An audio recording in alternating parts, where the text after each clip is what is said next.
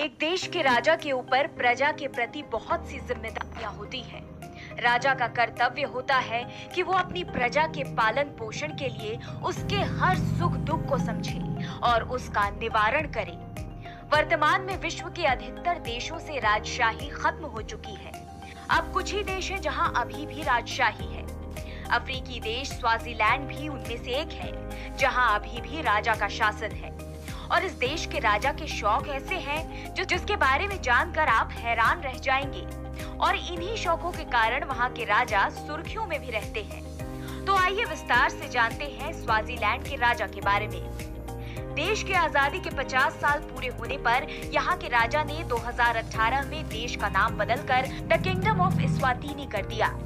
ये देश अफ्रीका महाद्वीप के दक्षिण अफ्रीका से सटा है। दक्षिण अफ्रीका और मोजाम्बिक की सीमाओं से सटे इस देश की यहाँ के राजा की वजह से अक्सर चर्चाएं होती रहती हैं। इस देश में हर साल अगस्त से सितंबर के महीने में महारानी की मां के शाही गांव लुत्जिजनी में उल्हांगा सेरेमनी का आयोजन किया जाता है। 10,000 से अधिक कुंवारी लड़कियां और बच्चियां इस समारोह में भाग लेती हैं और इस देश के राजा के सामने ये कुंवारी लड़कियां नृत्य करती हैं। इस समारोह में शामिल होने वाली इन्हीं युवतियों में राजा हर साल अपने लिए एक रानी चुनता है।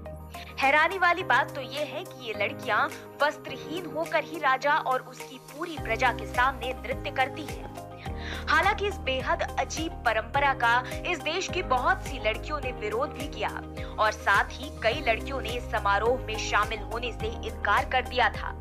लेकिन जब इस बात की भनक राजा को पड़ी तो उन लड़कियों के परिवारों को भारी जुर्माना भी देना पड़ा। इस देश के राजा पर आरोप लगाए जाते हैं कि वो खुद बेहद शानो शौकत से रहते हैं, तो वहाँ की बड़ी आबादी बेहद गरीबी में जीवन यापन करती है। साल 2015 में भारत अफ्रीका शिखर सम्मेलन में शामिल होने के लिए राजा मस्वाती तृतीय भारत भी आ चुके हैं। राजा मस्वाती तृतीय अपने साथ 15 पत्नियां, बच्चे और 100 नौकरों को साथ लेकर आए थे। उनके लिए दिल्ली के एक प्राइवेट 5 स्टार होटल में 200 कमरे बुक किए गए थे, जिसमें वो ठहरे थे।